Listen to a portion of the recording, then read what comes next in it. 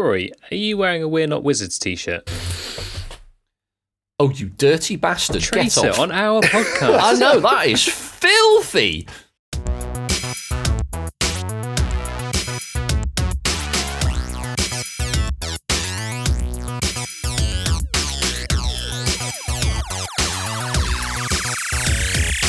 Hello, ladies and gentlemen, and welcome to the Polyhedron Collider episode 74. I'm Steve Tudor. I'm John Cage. I'm Andy Lewis. And I'm Rory J. Summers.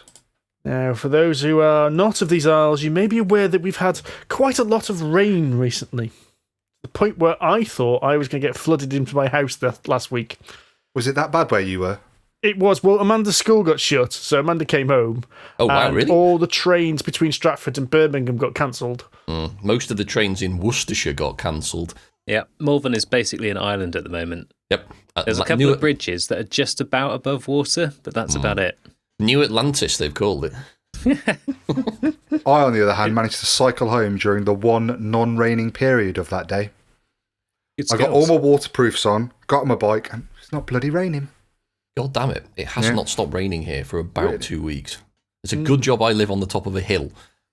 We tried to go on holiday to Bath on Friday, and it took us about 3/4 of an hour to actually leave Malvern because every road we went to was closed. Oh, In the wow. end, there was basically a small stream heading across the road, and Kaz is like, "You're not going to go through that, are you?" I'm like, "There's another car, a combustion engine's just gone through it. We'll be fine. We're not going to get electrocuted or anything. It'll be fine." And sure enough, we got through absolutely unscathed. Wow. The Tesla wins again. The Tesla can beat a puddle. Yeah. Turns out BMWs can't. Oh dear, Andy. What's happened? What happened, Well- Andy? This weekend, I was supposed to be going to MolkyCon, which has been arranged by James of our Worcester Board Gaming Group. And I was looking forward to it, playing lots of heavy games with the Euro gamers. It would have been brilliant. They asked me to bring along Scythe, Nemesis, Eclipse, lots of other hefty games. I thought, brilliant, so that'll do. And due to all the rain, my boss was kind enough to say, Andy, if you're trying to go to Wales, and this was on Thursday, lunchtime, you'd better leave now, because he went to Ledbury from where we work, which is about 6 miles, and it took him an hour to travel that distance. And he said, you'd better leave now if you're going to get to Wales at some point today. So I thought, nice one, I'll do that. Half an hour later, it turns out that BMWs are not amphibious.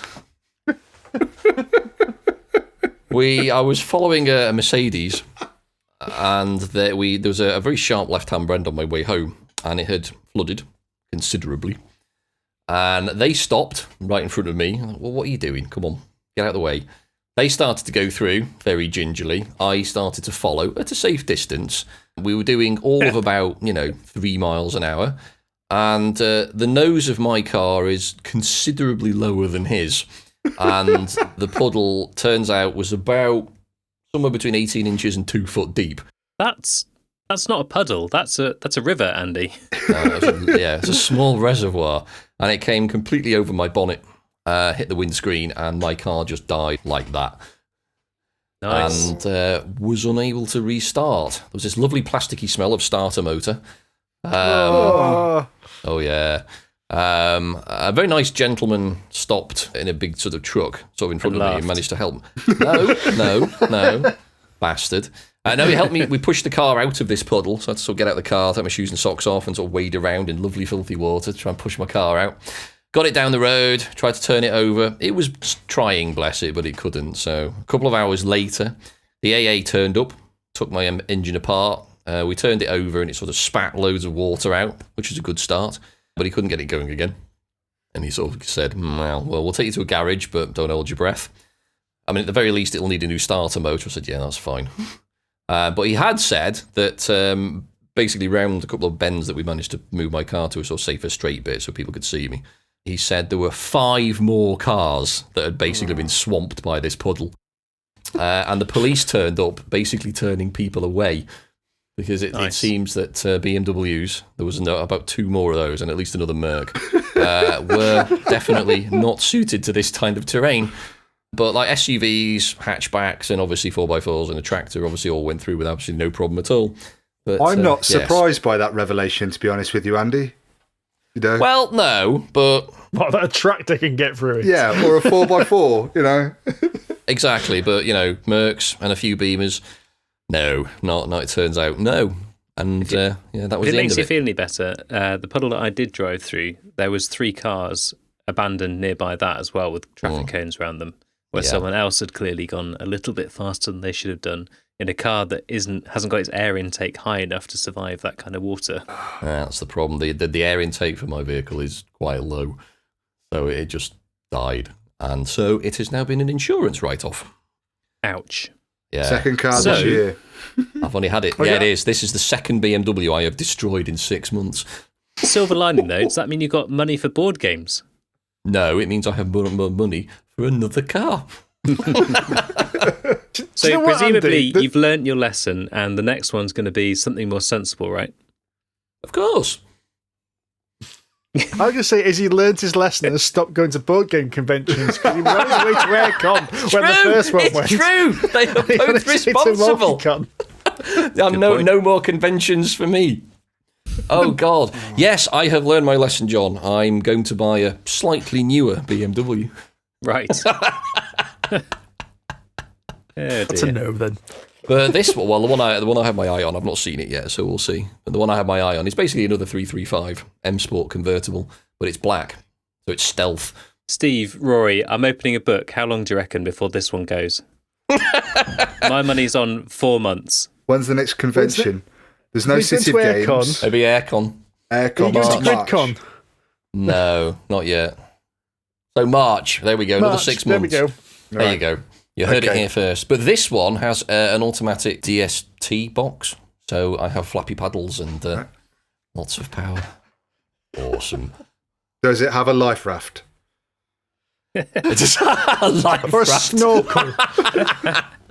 Snorkel would be better.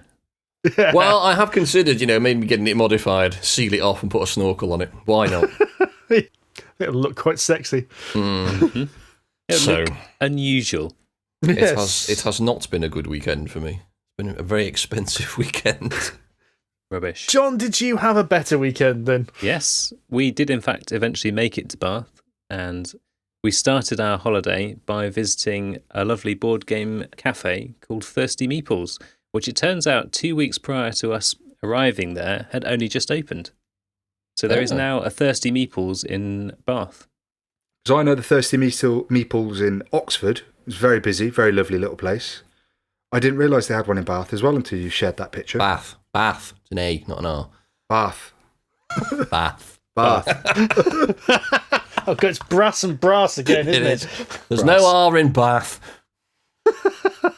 In any case, there is a board game shop in Bath. A board game cafe, rather. So we dropped in there. We met a lovely lady called Ellen who showed us some potential board games, which she was going to tell us all about, except she's quite new there and she hadn't actually played these board games, all the ones that I suggested. Oh, that sounds interesting. So, haven't played that one. Okay. Putting them Kaz through and their training. I like it. Well, exactly, yeah. It was like really nice place to go to, and unlike a lot of board game cafes, or some board game cafes for any local game shops that are maybe a little bit fragrant, this one was pleasantly air conditioned. It smelt nice. They did beer on tap. Nice. Oh, wow, that's a good touch. So yeah. So Field trip? really nice. I'll drive. I'll see you there. Yeah, it was a really nice environment to play some board games in. So we played a new one called Noctiluca, which is kind of a cross. Andy's going to like this one. It's kind of a cross between Sagrada and Lanterns. Yeah, I thought that would go down I well. feel sick. Was it good? Yeah, it was a fun little game. So you're trying to, you've got little jars and you're trying to rescue these little Noctiluca jellyfishes from underwater to collect the best sets of them. So you're doing colour matching to get the right things in the jars to score points, and the more of the same colour jar you get, the more points you get. But there's also, you've got a load of pawns that you're placing down around these pools to go diving. So you can dive in a straight line across a kind of hexagonal board. and you name one of the dice faces and say, I'd like all of the number ones. So you get all of the number ones in a particular line of any colour, and then you try and fill your board. And if you've got spare ones, then they hand over to the next person. Okay. So it's a pretty simple concept, but it's quite good fun. Quite a short game, like 10, 20 minutes tops. So there you go. Yeah, we actually played some board games, and we went on holiday, and we didn't destroy our car in the process. Win. 3 wins. Well done. I've got another win. Oh, really? I've got another win. It's finally happened. I finally have the stretch goals for Dark Souls. Hurrah! Really? Right, next. Only taken 2 years.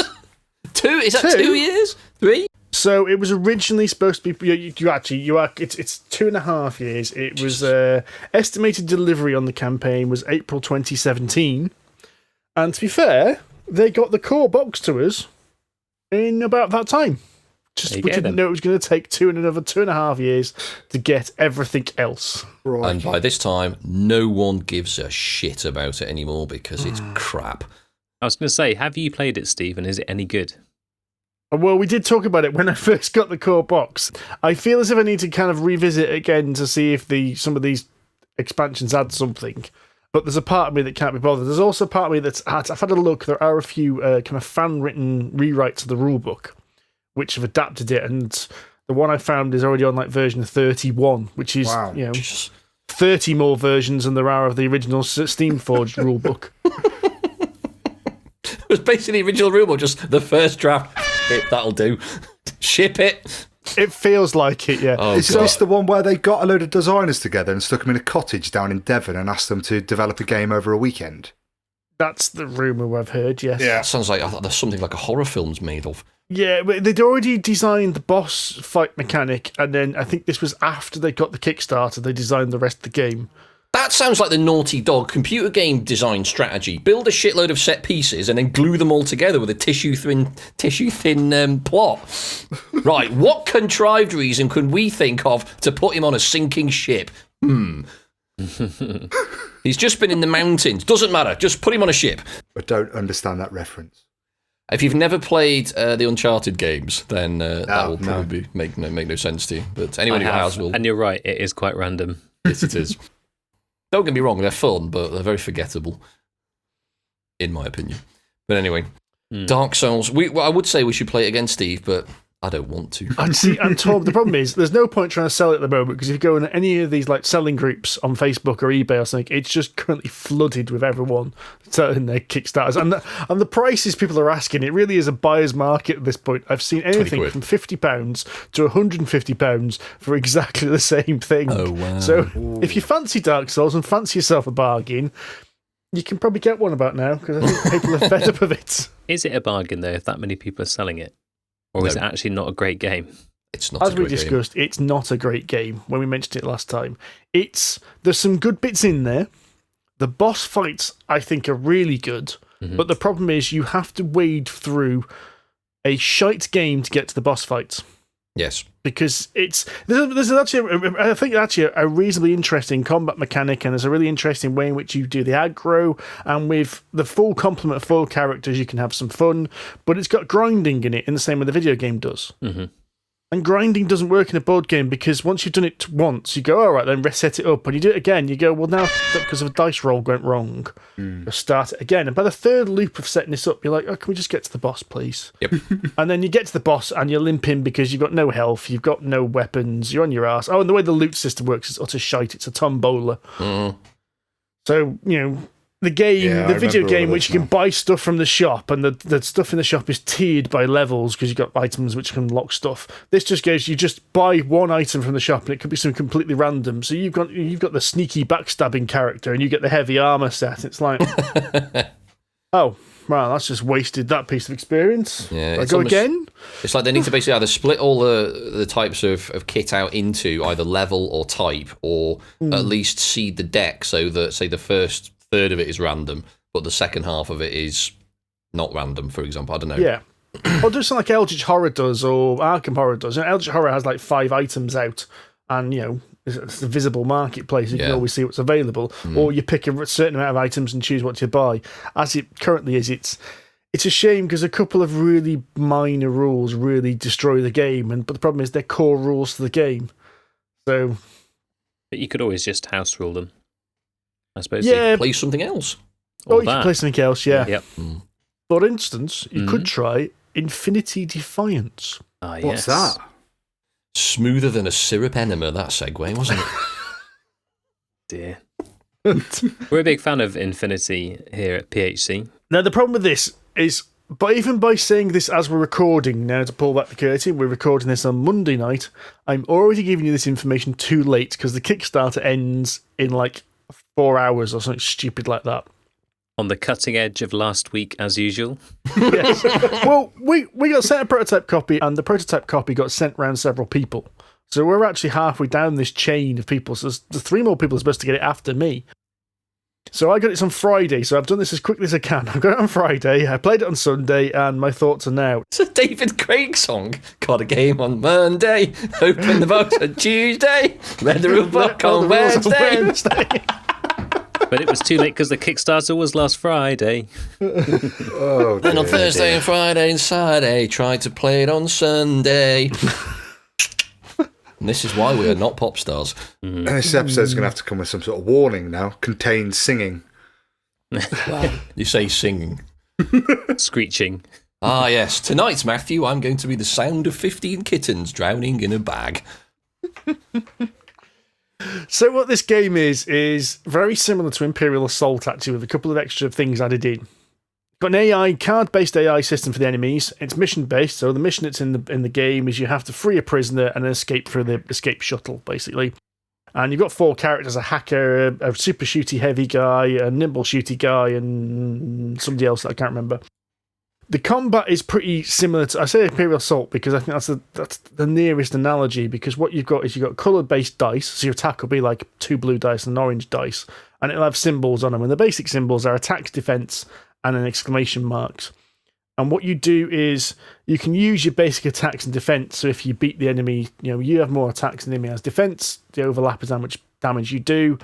But you can spend certain combinations of tokens to do special effects. Like, for instance, if you've got the stun gun, you can spend a hit and an exclamation mark to stun the enemy.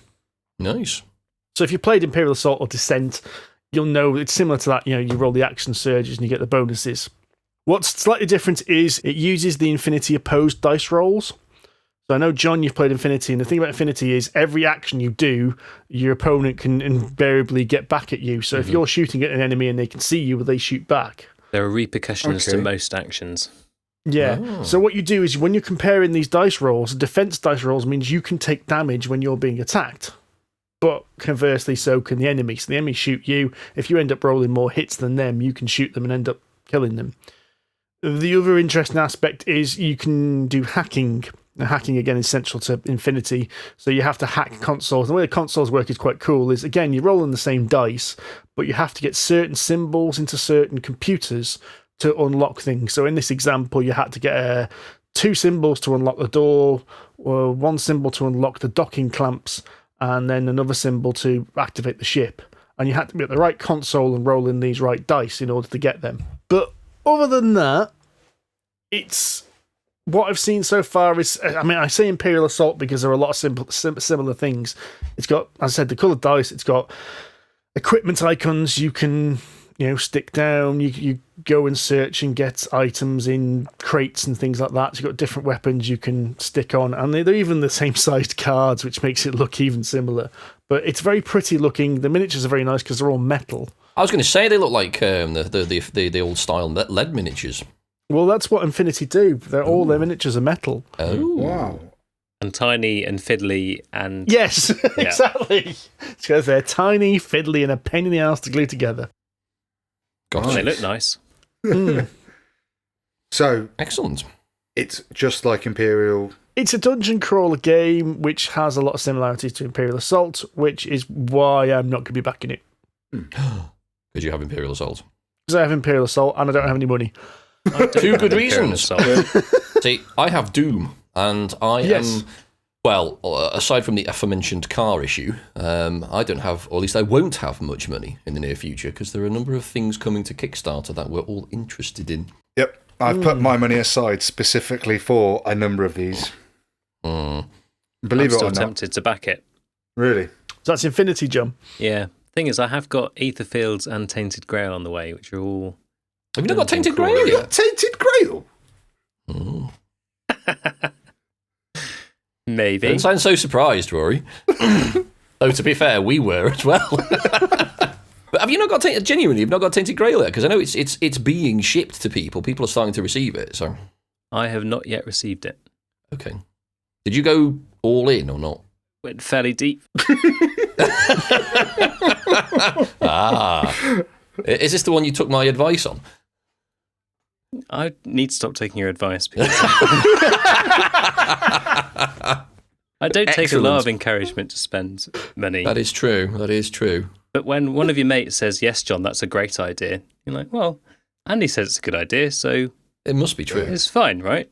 And he's backed a lot of Kickstarters. So he knows what he's talking about. It's true. It's true. He knows how to spend all of his money. I got my confirmation email today about On the Underground. Yes, I got mine. I'd completely forgotten I'd backed that. So I was like, oh, Yeah, me too. that's on its way. Yes. I haven't backed a Kickstarter in quite a while, other than very recently. But I've got 2 Kickstarters coming in the next few weeks, and I'm really excited. I'd forgotten what this feels like to go, this game I've been waiting for and had forgotten about is about to arrive. It's kind of like water off a duck's back for me. So, Yeah, I'm not every getting a week, Kickstarter isn't it? this week. That's more like it these days. I've been through that phase, and now I consider myself more of a Kickstarter connoisseur. I pick and choose the very, very creme de la creme for my collection. And I'm just skint most of the time.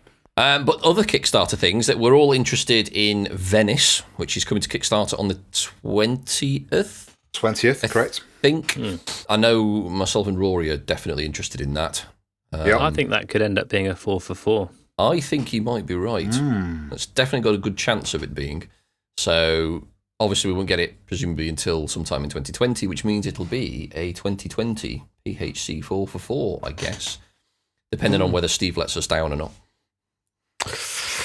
Don't know yet. Yeah. We'll see. Another one that Rory and I have played as well is Magnate. That's coming to Kickstarter on the 21st. Correct again. I've got the prototype for that, but I've not actually opened the box or played with it yet because of the weekend's issues. But another one I'm specifically interested in, based on Deep Madness, is Dawn of Madness, which is intended as a kind of a prequel to it. But it's a cooperative horror investigation murder mystery type affair. So a bit more like Mansions of Madness than Deep Madness, but it's not as far as I'm aware. Or is it? No, it is. I think it is app driven actually. So it's along that sort of line. So it sounds very, very interesting anyway. Who's that by? That's also by Dimension Games, same people who did Deep Madness. Oh, okay. So very pretty miniatures, lots of messed up Cthulhu. That's why I mythos don't stuff. care. Miniatures. So yeah, no, it looks quite interesting. So I'll keeping an eye on that one because I love Deep Madness. I recently started playing it again, and it's fantastic.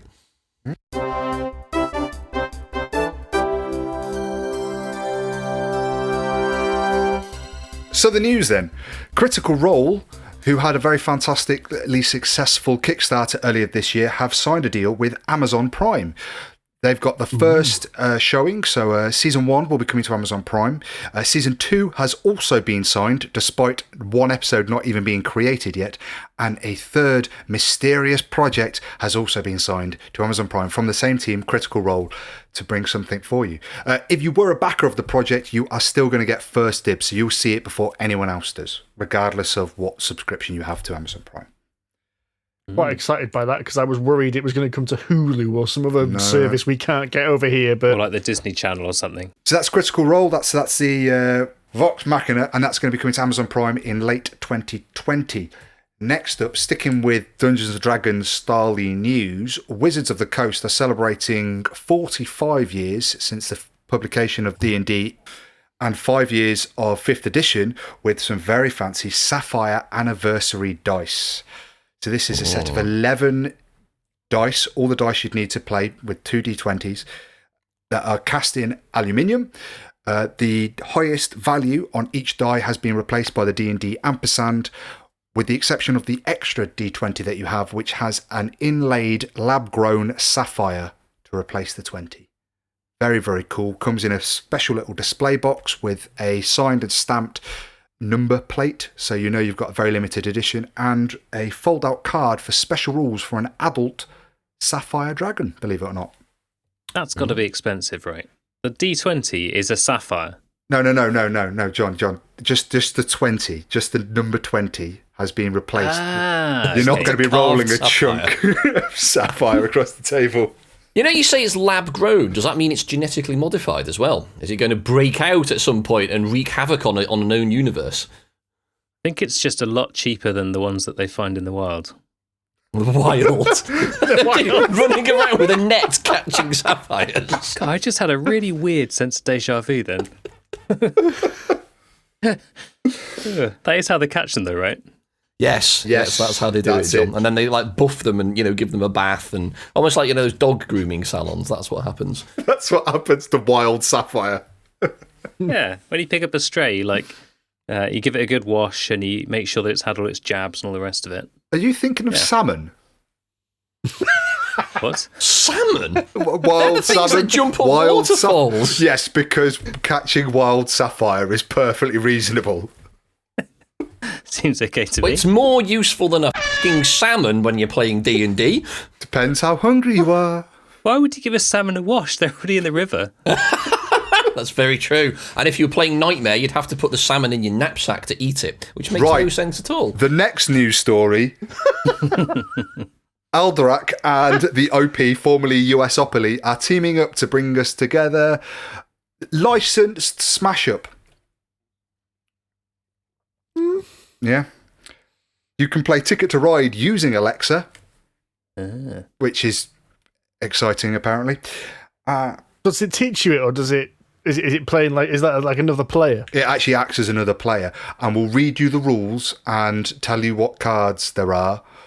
You can say, Alexa, do this, and it'll tell you what you have to do it. Because it can't actually move any of the components around. So I don't really see the point of it. Part of that actually sounds like quite a cool idea. Like if it was Alexa reading us the rules rather than Steve, she'd probably get it right, wouldn't she? You, Cage. Oh, that's harsh. Listen, Dice Hospital, Cage, when you play that right, then you're in a position to mock. Yeah, when was the last time you actually learned a set of rules, John? Never mind trying to teach anyone else. That's true. Oh, there's a challenge. I learned the rules to Noctiluca on Friday, so thank you very much. One game, nice. There you go. It takes 10 minutes to play. Yeah. Now learn the rules to 179 of them. Well, look, I've got quite a few Kickstarters turning up fairly soon, so we'll see how it goes with those. You're going to teach us Tainted Grail. Yeah, I can poorly teach you some rules from a few new Kickstarters, and then you can complain at me for getting them all wrong. Yes, we will. I'm going to run a book now to see how long it takes John to actually learn these rules. Well, I'm going to run a book of whether John's going to learn the rules before I destroy my Bieber. Beat me to it. No. And that's not a reflection on how quick I am to get to the rules either. I'm just really good at wrecking cars. Yep. There's a certain amount of empirical evidence at this point, Andy. Yes. And our final story for this week's news is Burning Games, the publishers of Faith, Corball, which unfortunately didn't actually fund on Kickstarter, and Dragons Conquer America have decided that they are going to close their doors and be a publisher no more. That is sad news indeed. It is. So are they going to produce Dragons Conquer America or not? Has it basically just fallen by the wayside and that's anyone who's vested lost their money? No, it'll all get shipped. It's all going to happen. I've discovered why mine hasn't shipped as well. Apparently, I didn't fill in the pledge manager. I was about to say, did you forget to fill in the backer kit, did you, Mr. Cage? But I did go back. I did go back through my emails. I never got an email inviting me to actually finish to do that. So it's not on me. Did the Kickstarter updates say pledge manager's open? True. Pledge manager is still open. Yes. Pledge manager's about to shut. So I clicked on the link that it sent on the only email that I could see related to the pledge manager, and it just took me to an update on the campaign that didn't have a link to it. So in my defence, I don't think it was just me. or there was another email that I've lost somewhere. And when they did resend the invite, I couldn't find another email that looked anything like it. So either I accidentally deleted it, or it never made it to me. Anyway, the good news is it's all been filled in, and now it should be on its way to me. Hurrah. So then if I just read the rules, probably like 10-minute job, right? Then we could set up a campaign of DCA. Well, it's the same system as Faith, isn't it? So Steve can just tell you what the rules are. Maybe we could just get Alexa to do it. Yeah. Give it a go. Well, I must admit, we're a bit shy on games we've kind of played. So one of the things we did, I'm going to go, again, a little bit behind the scenes a little bit. What we decided to do recently is we think the show works best when at least two of us have played a game and one of us hasn't, because then we get a better discussion, I think. And we've only actually got 2 games where 2 of us have played this week. I've played loads of games, just not with you. That's the problem. No. I invited you over. No, I'm not allowed. John's in Bath, and you didn't get a pass, and Rory had family, and all of these ridiculous excuses. Well, it was all very last minute, Andy, because your holiday got cancelled. I know, but that's not the point. Anyway. and you're only stuck with nothing to do because you suddenly didn't have a car. Well, yes, that's true. I spent most of the weekend watching NCIS. Nice. Which I'm getting curiously into, given that it's not great. Is that the one with LL Cool J? Maybe later. It's not at the moment. Spoiler, sorry. Oh, well, never mind. Anyway, Steve and I have independently been playing Nanty Narking, which is a reasonably recent-ish release from Phalanx Games. Now, we covered the preview of it, or the pre-production copy of it in Expo last year? Yeah, it was shortly after Expo last year we got it, so it would have been, I want to say about September last year. And actually, John did play it with me. Yeah, I quite enjoyed it, apart from the fact that Steve set all of my buildings on fire. Ah, did you have the Zeppelin? No, because they changed a few of the cards. There was a bit of controversy around this game. There was, yes. For those that don't know, this game is actually a reskin, and it is basically just a reskin of Discworld Ankh-Morpork. To the point where it is exactly the same game, just rethemed from Ankh-Morpork into generic Victorian London with lots of various literary characters, yes. Yeah, from the time. So yeah, Oliver Twist, Sherlock Holmes, all those kind of things. And it's a Martin Wallace, obviously because he did Ankh-Morpork, but it is very, you can tell it's Martin Wallace because it is literally play a card, do an action. That's it. Mechanically, it is extremely straightforward, which I have to say, because I didn't even play the preview. I'd kind of seen the models and stuff and talked to Phalanx at the time last year, but I never actually got to go through the game. So I finally broke it out last week, I think it was, with Elora. We went through a couple of games, and we were both pleasantly surprised at just how simple it is mechanically.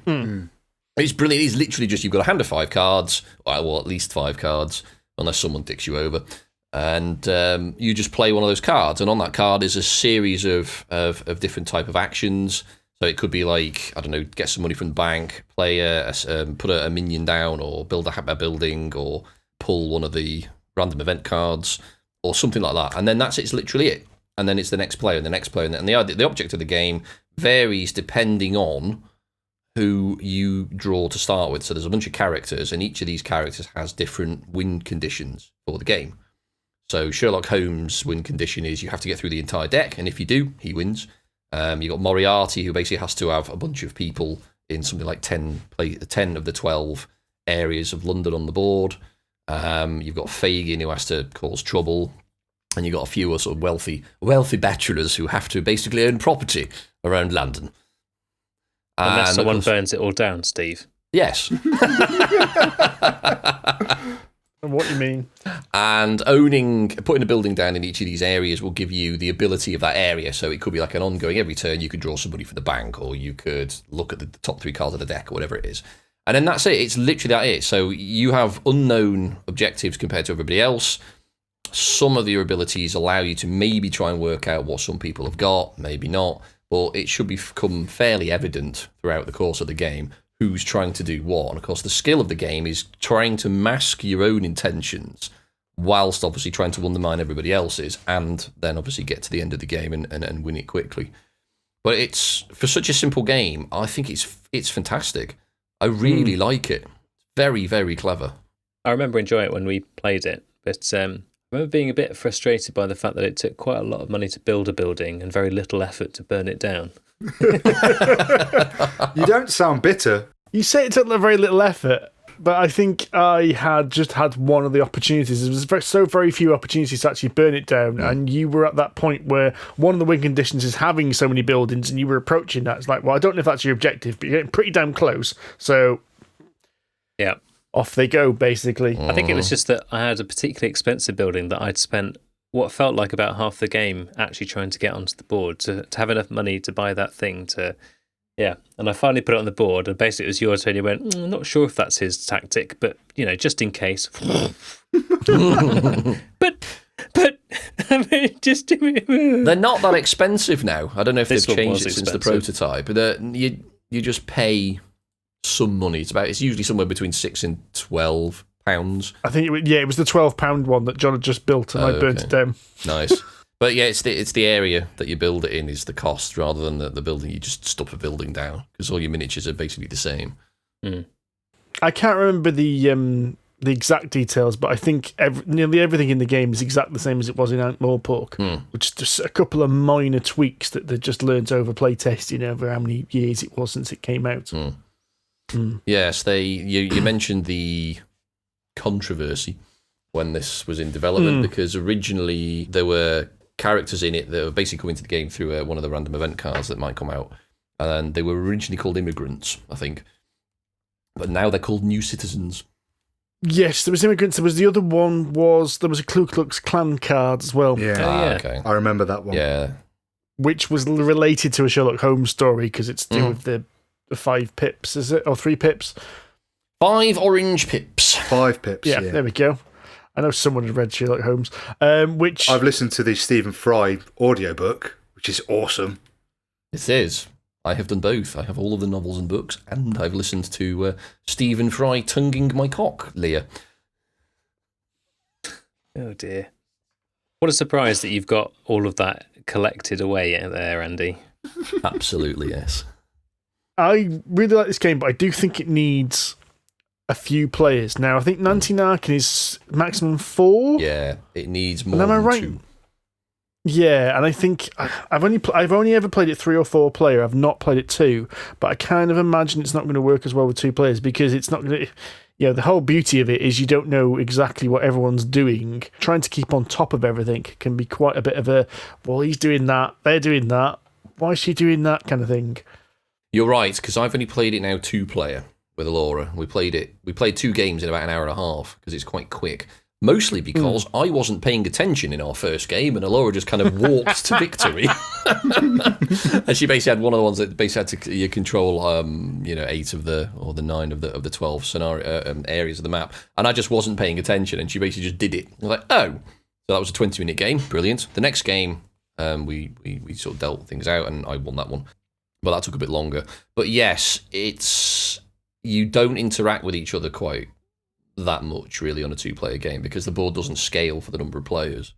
It's you could, in theory, I suppose, not really interact with each other at all until you start fighting over the stuff in the middle. How long did it take? Pretty much what happened to us. So you say your first game was about an hour and a half. Was it roughly the same for? No. We played 2 games in an hour and a half. Oh right, okay. Because I really like the sound of this and the look of it. And if you're playing 4 players, to be fair, once you've got your head around the game, you can play a 4-player game in that time as well. It's not because it's not complicated. It's literally just play cards, and you can think about what you want to do on everybody else's turn. So there's not a huge amount of downtime really, which is quite good. I haven't played a Martin Wallace game in ages, and this looks quite good. But 60 odd rips minimum plus shipping. Yeah, it's full of miniatures. Actual miniatures. Yes. Well, buildings. Yeah, buildings and the agents you get are all miniatures as well. That's the one thing about Ankh-Morpork is everything was wooden pieces. So when it was available, it was a much more competitively priced thing. Yeah. But of course, then the license got lost, and you'd be lucky to get Ankh-Morpork for under £100. Yeah. If you enjoy that game, this is a good way to get to it. So the other game that we've got to discuss, Steve and I have both played, is Inuit, the Snowfolk from Board and Dice. We seem to be on a bit of a board and dice roll at the moment, don't we? We seem to have one of their games every week. Dice roll, yeah, clever. Dear. It's not me that said it. I'm really looking forward to teaching in between at my lunchtime group thing at the moment, because I love that game and I can't wait to play it again. I love that game. It's great fun. It's the Stranger Things style one. Really good. I'm still to play it. It's a surprisingly simple game and surprisingly fun. Yeah. It's like it's like a pendulum which you're just constantly swinging back and forth until you can eventually just get to stay on one bloody side. So what's Inuit then? So Inuit is a tableau building game of building up your tribe or your village in the polar regions, filled of your Inuits, believe it or not, as you go out and you... I knew it. He was just waiting. You could. I wonder what that look on your face was about, John. It's the sound of inevitability. So the game's really simple. You've got a little fold-out board, which is your village, and you have various different tasks that each Inuit can then go and do. So you've got elders, you've got shamans, you've got warriors, bear hunters, whale hunters, seal trappers, and scouts. And what you'll do is you'll have a common market called the Great White in this game, where cards are added to every round.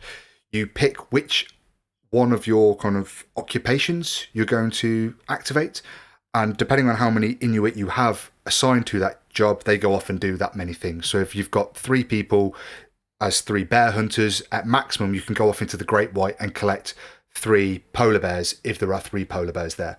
So the game is all about slowly building up this machine of where you have your people allocated, because once they're down, you can't really move them, to then go and snatch the points and snatch the cards. Really simple. And I think that's kind of it in a nutshell. Have you got anything to add, Steve? Quite simple. It sounds similar to Netatanka, which I don't think any of you played yet, but No. carry on. No, there is a sense of game vu when I played it. It reminded me of something else, and I couldn't quite put my finger on what it was. Because it was all about, as Rory says, it's all about choosing where you put your people to allow you to grab the things that are out in the middle. And there was a little bit of a reactionary thing where sometimes you'd put loads of people into the polar bears because there's loads of polar bears. Then you'd grab all the polar bears, and then no more polar bears came up. So you just wasted putting all your people into this one spot. So the whole thing of like, do I concentrate on one thing? Do I concentrate on another? There was a weird thing with spirits, animal spirits. Wasn't there? I can't remember. I think I struggled with that during the game because I don't think I got many points from it. So, I mean, it's a tactic that works quite well in the games I've been playing, that your shaman can do rites and contact animal spirits. And there are a number of these animal spirits that they do, and they all give you bonuses of particular types. So there's the spirit of the, I want to say salmon, but it's not salmon. I've just got it on the brain now. There's a fish one, basically. And the fish one will give you 2 points, an additional 2 points for every orca you have. So if you've got your engine built to having lots of orcas, which are worth 3 points, all of a sudden this card is going to make them worth 5 points, which is a lot more than your polar bears, unless you have the walrus spirit, John, in which case your polar bears are now worth an extra plus 2 points as well. So they're now worth 6 points because you were clever. But there's a sliding scale. I mean, that's where the big points are in this game. You have to go for these polar bears, orcas, and seal cards. The seals are worth the least amount of points, but there's more of them. Polar bears are worth the most, but there's fewer of them. So you need to just make sure you have a decent spread across all of them, and then make sure you snatch that spirit that really benefits your tribe.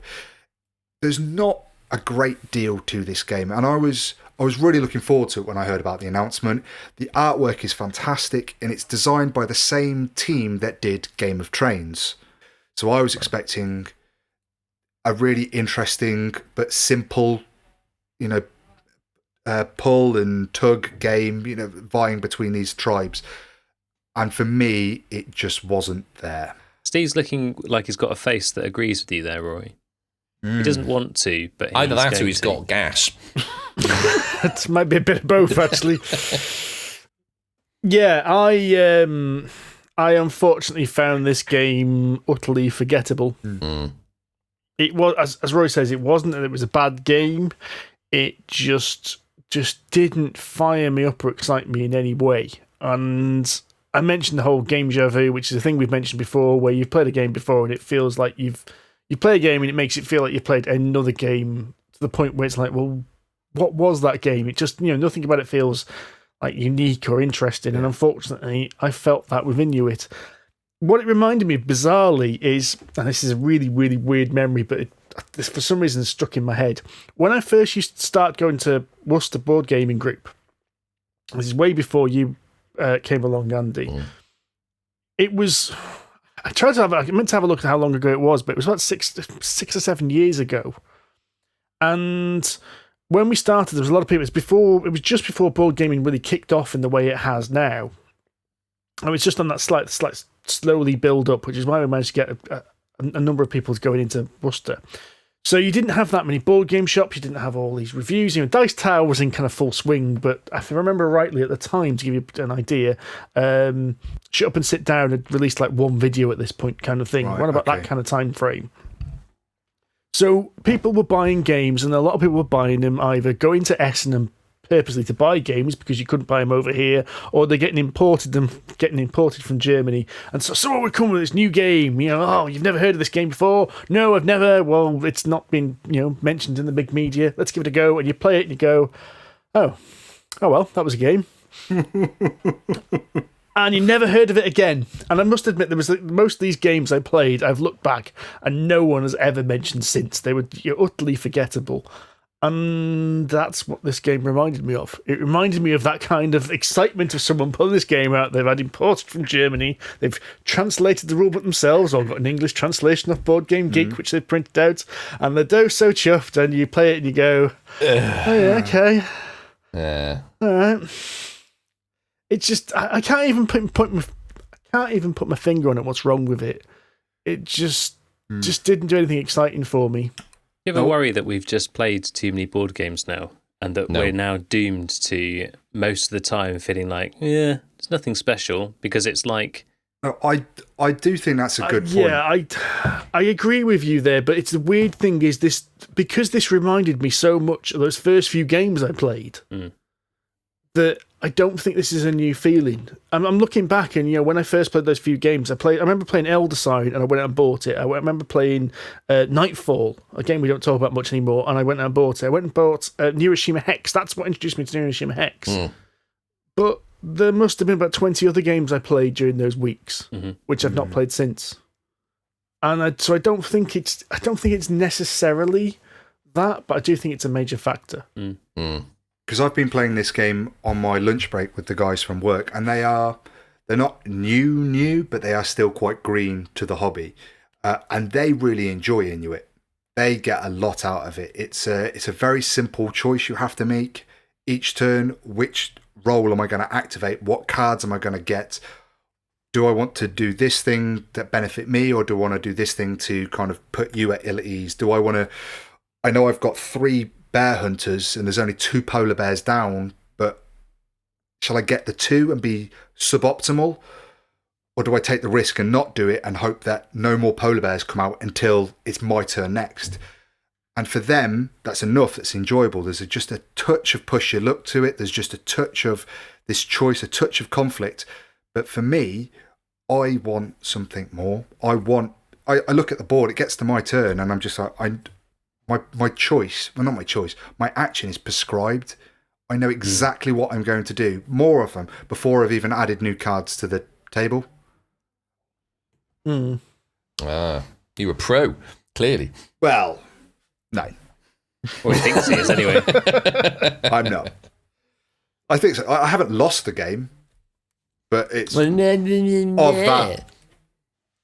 Actually, I don't think I've lost the game of Inuit. Could be wrong. Oh, well. There you go. No, it doesn't sound brilliant. Oh, well. I just... It's average. That's what I describe it as. Personally, I think it's average, and I do agree with John. There is a certain amount of cynicism coming in, and at the moment I'm struggling to find games that I'm getting excited by. In fact, I'm worried because in about 2 episodes' time, we're going to be recording our best of the year episode, and I've been looking back at what I've played. So all the games that came out in the last 12 months that I've played, and I'm looking at them and going. I'm gonna struggle to pick like a best 3, not because there's competition for which is the best game, but more because none of them are jumping out at me at this point as being the best game. Yeah, really. I know what you mean.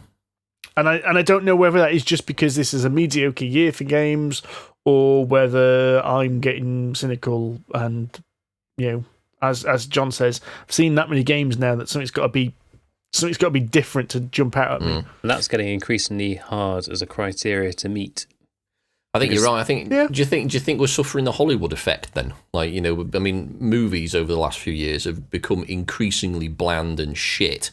I mean, the Star Wars films, for example, they are bloody awful. But then a Solo comes along and reminds you that it can be done. Potentially, I've heard mixed reviews on Solo, but I haven't seen it myself. But there's certainly the two, well, in fact, the last 5 main Star Wars films have all been bins. But they're not the only ones. But the point is that people are running out of ideas. Things are getting recycled, remade, rehashed. I don't know. I don't know. The movie one's analogy is a weird one because I was actually thinking exactly the same thing about movies. That although I've not seen many new movies, Avengers Infinity War was awesome, kind of was awesome, but I can't think of another good film I've seen this year which is really bad. Have you seen John Wick 3? Oh, Christ. Have you seen John Wick 1? The second one. I've seen the first 2, yeah. Yeah, you should see John Wick 3. Really? Is it any different to John Wick? Yes. It's more violent. They went there. Yeah. I loved it. It was great. But yeah, I mean, there are obviously good films that come out, but it does seem to be that, Hollywood is going for the PG-12, the 12, to get the most money through the door, basically. Board games, obviously, it's a very different market. It's very different people play them, and you go for very different markets. But I don't know, maybe people are running out of ideas. Maybe there's only so many mechanics that exist out there, or mechanisms. Maybe there is. Maybe we're just getting to the point where it's saturation point. I've heard a few people say, retailers, especially this last year, 2 years, that it's becoming almost impossible to sell games, not because people aren't buying them, because the market's there. It's just the amount of games coming out means that you've got to really pick and choose about what you put on your shelves because people forget about games. I mean, there was I saw the Facebook post about wasn't Beige Thursday, it was like Taj Thursday or something, which was Fanboy 3 in Manchester selling games which weren't selling. So they like do a recycle of their stock. There was games on there that were selling for half price that were less than 6 months old. Even games I was thinking, hang on, I didn't know that was out yet. Jesus. Wow. Yeah, and some of them I was like, I actually want them. It's a good job I don't live near Manchester because I would have spent a fortune in there. I suppose that's an especially big problem for brick and mortar stores. If you're an online retailer, you don't have it to the same degree. Yeah. But as I posted on Twitter today, Cave In from Hexy Studios, which I think is a really good game, was less than £6. Less than £6 on their clearance in their sale section. Bloody hell. I kickstarted that. It's sat downstairs. I'm still not played it. That was like 2 years ago. I remember reviewing it with Steve. I remember we reviewed it. I've played my copy once. Oh, I've not at all. And I played it with Adam, and Adam didn't like it. Really? Yeah. Well, he's wrong. I quite like that game. Your opinion is wrong. I quite like that game, but I think that's another game that needs more than 2 players as well. I don't think that works particularly well at 2. Yes, you definitely need at least 3. I agree. But, oh well, there we go. That was Inuit from Board and Dice. Board and Dice. There you go. You did tell us. I'm getting old and clearly cranky. I think you've always been cranky. That's true. I have been. But you know what? What's made me more cranky is doing a PhD. That does make you very sceptical, very cynical, even more than I used to be. It's hard to picture Having known you for as long as I do. Happy-go-lucky Andy doesn't exist. Yeah. Unless he's had 8 pints, then he's fine. No, then he's still quite grumpy. He's just louder. Yeah, no, it's just... That's fair. Give you that. Yeah. We have some questions, gentlemen. My buddy, Dave Coolthirst, a.k.a. Spiky Dave, asks us, which co-op games manage to avoid solitaire with multiple people, i.e. whoever knows the game best, ending up just telling everyone else what to do? I've got one. So this is kind of the pandemic effect, isn't it? Basically, it's certainly a prevalent thing in pandemic. You become that guy. Well, I think girl. Detective is a game that avoids that situation very neatly. Really? Yeah. Oh, yeah. The Ignacy Trevacek Portal Games one. Yeah, the Portal Games one, because the board is so kind of tertiary to the actual gaming experience. As you're reading these clue cards out and you are discussing everything that's happened, discussing the crime, discussing the evidence, and you're doing this and you're plugging it into the computer and you're researching bullets or whatever it is. There's the main collaboration in that game. And I suppose it's more of a collaborative game than a cooperative game, if that makes sense. You each have to chip in your thoughts, your opinions to this overall narrative, which is the case, the murder, the theft, whatever it is. I'm going to disagree with you there. Yeah, I think someone could still take over. Just to be a cock, or because you actually... No, because I think because you're making decisions and there's no agency to give individual players input to that decision, I admit it's a game which encourages you to try and go separate routes. So have one person taking notes, one person using the internet, one person using the actual app, because it's an app-run game. But I still think the decisions about where you go and what the solution is still prone to someone stampeding over everyone else and going, no, it was blatantly the gun in the conservatory. No, see, I'm going to disagree with you there, Steve, because... Fight! See, you think it was the lead pipe? And I've no shame in saying this. I am a quarterback player, right? If you are being indecisive in a co-op game, I'm going to start telling you what to do because I want to play the game and you're ruining my fun. That's just me, right? You're doing it wrong. You're doing it wrong. Listen to what I'm saying. That. Yeah. So I'm a quarterback player. I'm also quite loud and I have quite a big personality. So when I was playing this in the demo, that with Ignacy and these what were then strangers to me, I was saying, no, you're wrong, you're doing this, it's this and this and this. And I was really got quite animated about it. And the three of them eventually shot me down. And I was trying to quarterback them, and it turned out I was right. Should have listened to me, should have, but they didn't. And that's it. So I really tried to quarterback them into the right answer, but they didn't want to have it. I think the solution to this is any cooperative which has a traitor mechanic instantly negates a lot of this problem. Yep. Dead of Winter. Yeah. Boom. Dead of Winter, Battlestar Galactica are the two Nemesis. ones that jump out at me. In fact, Nemesis does it really... I mean, it's not... Well, it's a semi-co-op, but I think it's probably the best semi-co-op out there because everyone has competing objectives. Some of them might be the same, or at least... they will be parallel. Others might be completely conflicting, but of course you'll never know. But you're all, at the end of the day, trying to get the ship working and get out of there. But nobody knows what everyone else is trying to do. So I think that works to a point. Who Goes There does it really well, too. Yes. I don't know if you guys have played that. But... Oh, yes. I haven't played that yet. Every single time I get accused. Every time. It turns out it's mostly accurate, but... Yeah, I was going to say, you're probably guilty, though, to be fair. Not always. Well, the clever things with Who Goes There is that everybody starts off as human, and at some point in the game, someone becomes the thing. So you are human, you are cooperating with me, you are completely decent, and then at some point you switch. And it's brilliant. It markets itself so well, and it's so spot on that it is growing paranoia. Yeah, because you're right, Rory. Everyone starts off absolutely cooperatively. You are all on the same side, but you get through this sort of small deck of 14 cards. Yeah, something like that. There's not many of them. It is, but yeah. No, I think it's 12. Only one of them has a marking on it, which is basically, you're it. But of course, nobody knows who that might be. So, of course, you have like one or two of these that'll come out and you think, statistically, they're probably fine, but you're never entirely sure. So you're thinking, you've got one of these susceptibility cards or whatever the hell they're called. And so you think, are you on the level? Are you not? But even just, even if one of these has come out, statistically it's a 1 in 12 chance. But even then, suspicion is rife. And of course, then you get through the deck, and then obviously they're all out. Someone is it, and then it just kicks off. It's cracking. Making me want to play this now. It's a really good game. I'm thinking we need to get together over Christmas and play this. It needs 6, but yes. But there's 4 of us already. That's it. There's exactly. 2 more. And Laura will play, and brilliant. I'm sure we can get Amanda or Caroline.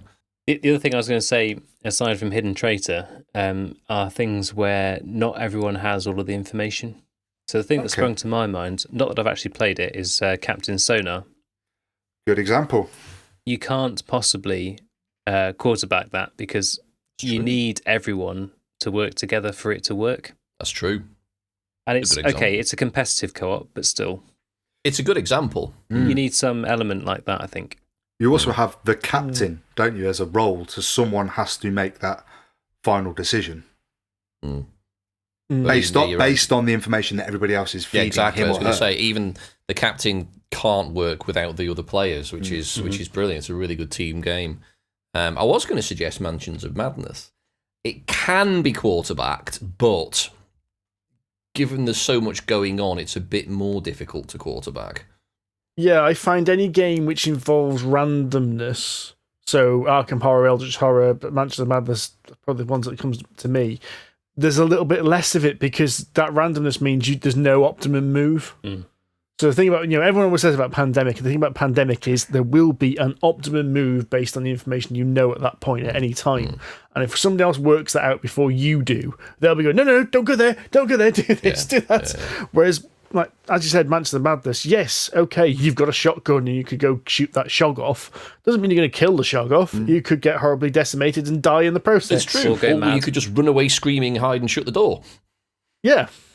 So yeah, I like those games where there is an element of randomness which affects that. So yeah, I just realised the really obvious example of a great co-op game where you can't have a quarterback is a D&D or any RPG. That's not cooperative. Not the way we play it, anyway. Not when a racket is involved. Give me that crystal. No. Give me the f***ing crystal. No. God damn it. I can't wait until our teams meet up again. It's going to be so interesting. It is. You're all going to burn. Whoa. We're mates, Andy. We're mates. That's true, and you still owe me a favour. I can't burn you. Well, we're mates until something that the Masters of Fate have kicked off comes to light. And the repercussions are born into our game. So speaking of RPGs, actually, our next question. So Budge Wilson asks 2 questions, but his first one is an RPG one, which is, what do you think is the best way to deal with character deaths? And what happens if you think it was slightly your fault? A player or DM? Well, if it's the player's fault, it's their own stupid fault. If the DM's done up, then I guess the DM also has the power to sort of Deus Ex it a bit. Yes. So that's easier to deal with, but at the risk of invoking something here, I've never been in a game where anyone's actually died. No, I mean, you said this a few times actually during when we talked about playing Tyranny of Dragons, and I was the DM. That you said a few times, you felt like some of those fights were really, really hard, and you were on the brink of death. But I also say, as a DM, as nasty as I could be as a DM, it's never really in the DM's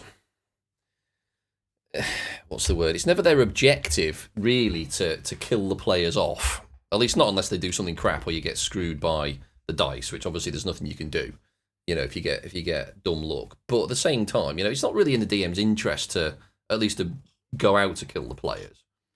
At least not to start actually with. argue in D&D 5th edition, it's actually quite hard to kill. It is annoyingly hard, actually, unless you spawn 4 adult dragons.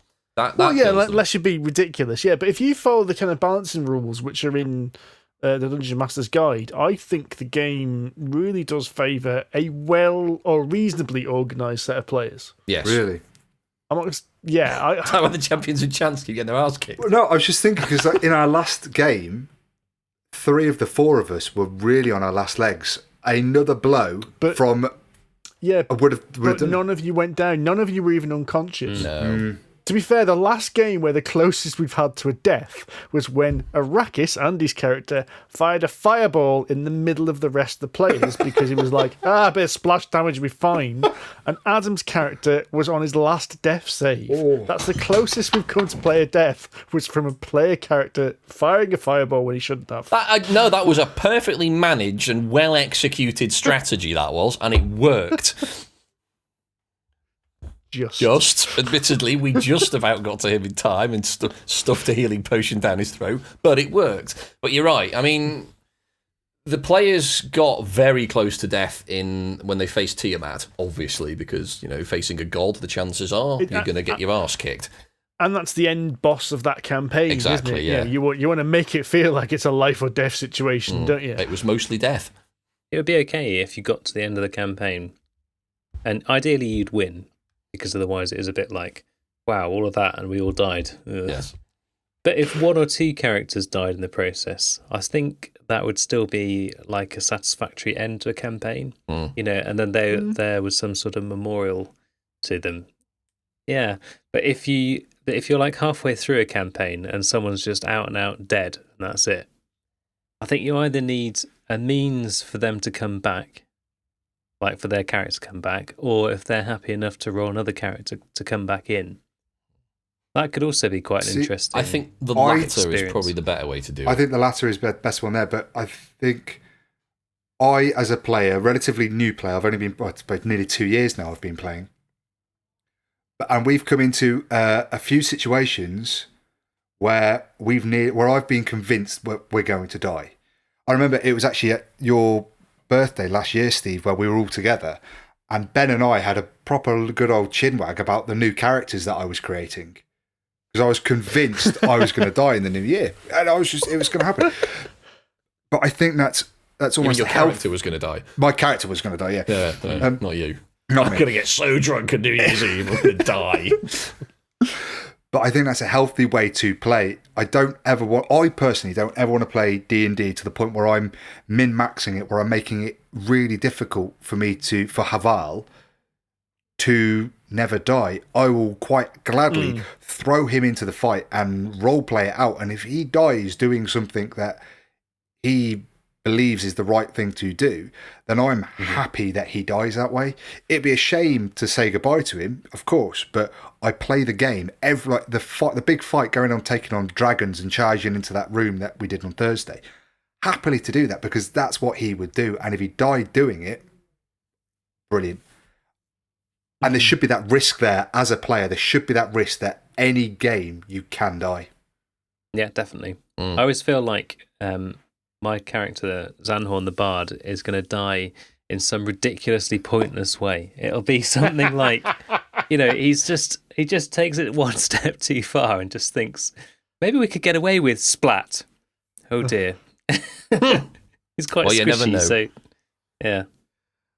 Well, I said you never know. It's a weird one, because I've had whole campaigns donkeys years ago actually just die because we had total party kill. Usually due to paralysis. I think paralysis is the one which horrible. really, I can't remember what creature it was that really killed the players. Was it a spectator? I think spectator is a form of beholder. I'm not sure if it's in the current rules. They are, yes. Or if it's just, are they? And one of the things it could do is paralyse, and it just ended up paralysing the entire party. And that's it. Like, well, there's no point in rolling anymore, guys, because it's just going to eat you alive. Bye. Really? Bye. Ouch. Budge also asks, games, how often does hype for a game affect your first play? Does hype heighten or taint the game? I like to think we're pretty objective and we don't look at hype too much. I think hype affects how excited we are to play. Yeah.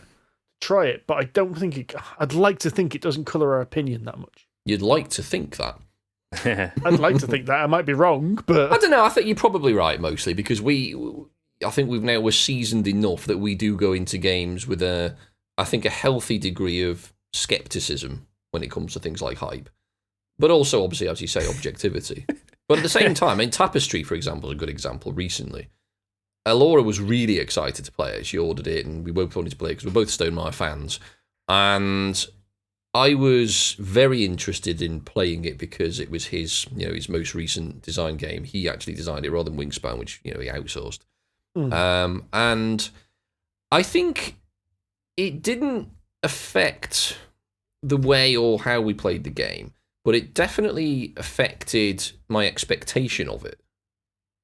An expectation when you're doing something like that is a killer, because you can never win as a designer. If someone's expecting to play a good game and they don't, they're going to be disappointed. And if they're expecting to play a shit game, well, they probably won't play it. But you're never going to get the positive side of that. Either that or they expect to play a great game and they do. Okay, great, wonderful. You're never going to get, I think, a really good outcome from that.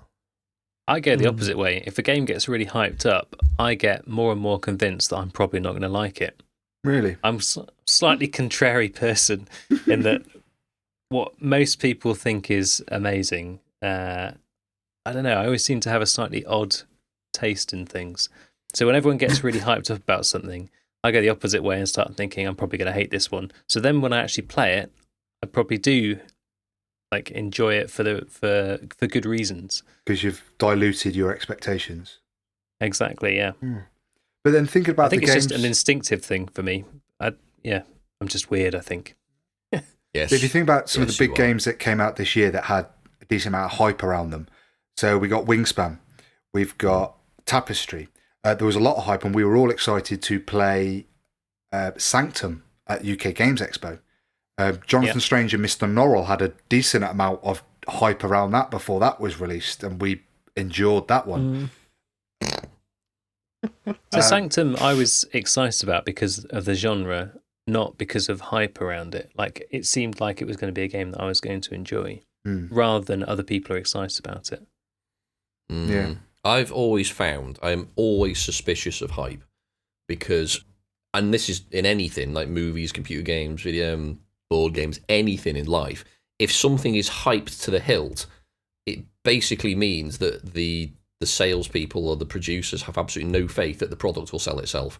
Depends who's pushing the hype. I wouldn't say that. I would say board games that most of that hype is not being driven by marketing, though. True, that is fair. Most of that hype is being driven by gobshites like us saying how sexy something looks. Go, this game looks amazing. That's true. That's fair. If you're looking at like the hot list and whatnot on BGG, one of the things that contributes to that is how much activity is going on that game's page. And that can just be a discussion about the game before anybody knows anything about it. Just when there's some photos being teased, that can just be the four of us could go on any game on BGG and just start a big conversation and start a big thread. And that game will just increase in hotness because we're being active on it, theoretically. Let's do it. Let's get talisman. No, wait. Let's try the impossible challenge. Let's see if we can get talisman to number 1 on the hotness. It's one of the things that affects it. Let's just start a rumor for a new expansion or something. I don't know. Well, that's one of the reasons why BGG does all the competitions. You'll notice that every week on BGG, the top thread on the forums is the competition, and that's because the competitions always ask questions that are to do with the rule books. You have to go into several pages on that game page, which ranks it up the hotness. It's quite clever. They're internal competitions to boost these games, to that top of that hotness list. And everyone gets really excited about the hotness list, but it's bizarre what stays in there and what doesn't. I mean, I'm looking at it now. Terraforming Mars is still there. You're kidding. And Wingspan is still there. Terror boring Mars. Speaking of Mars, have you guys seen the series called Mars? I think it's on Netflix. No. I haven't, and I'm wary of any of your suggestions, Mr. Cage. It's a sort of mockumentary. It's quite interesting. It's sort of half documentary and half Mockery? Well, no, it's not really a mockery. It's like a sort of dramatisation of what it would be like to go to Mars and the sorts of stuff that they'd have to endure out there. So it's like the same characters, sort of like a sitcom-y kind of thing, in that they're not sitcom, that's the wrong word. I'm just thinking Chandler Bing on Mars Rover. Nothing like that, but it's like, it's the same characters surviving out on Mars and the interplay between the characters and that kind of stuff. But it's sort of interjected with why we'd go to Mars and the sorts of challenges. Like, it's got bits of interview with like Elon Musk and all sorts in there. It's quite interesting. Is it like What We Do in the Shadows, but on Mars? But do you like your spaghetti? You need to watch What We Do in the Shadows. There was a film. It's by what's his name? He's a New Zealand director. I can never remember his name because it's weird. He's the one who directed Thor Ragnarok. Yes, and he also did the search. I can't remember his name The either. Hunt for the Wilder People. He did that a few years ago, and they're both very sort of similar in nature. They're slightly off the wall and not quite right. Utterly brilliant. They are absolutely superb. But yes, What We Do in the Shadows is kind of like a mockumentary about vampires in modern day, and they all live in this house, but they're all a little bit weird. And it's in the trailer for that. Yeah, and there's a series now on Netflix. The original movie set in New Zealand, because it's all New Zealand cast and crew, whereas there's a TV series and it's based, is it New York it's based in? I think probably. So. Keep getting asked why they haven't. They're supposed to have invaded and enslaved all of the US.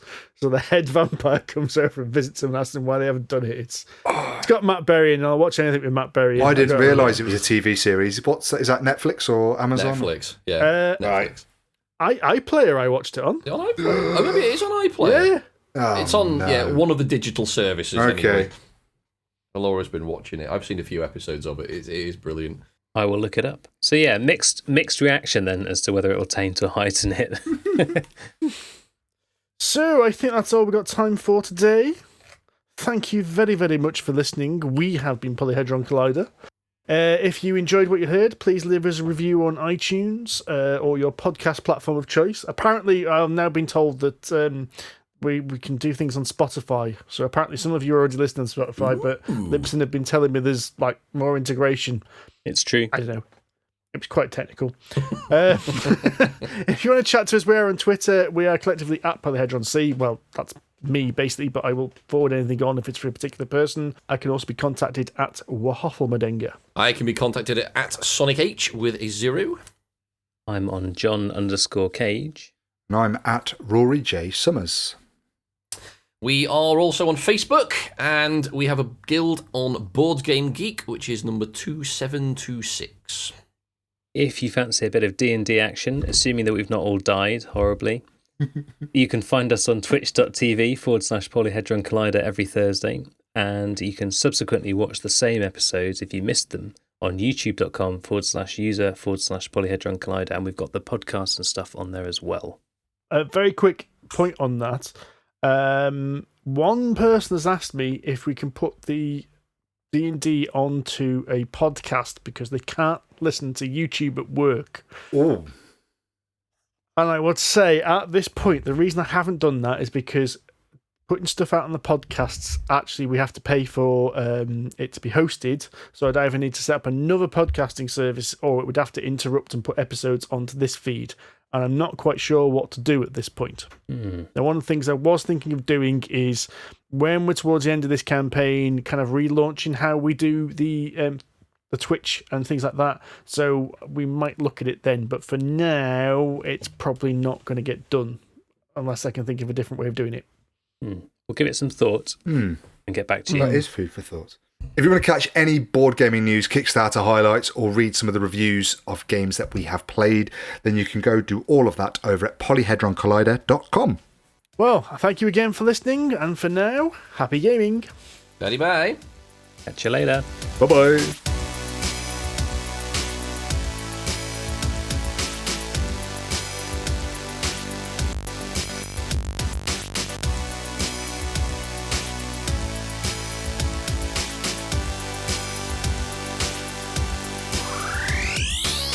Andy was wrestling the cat because that cat was about to piss all over my monitor.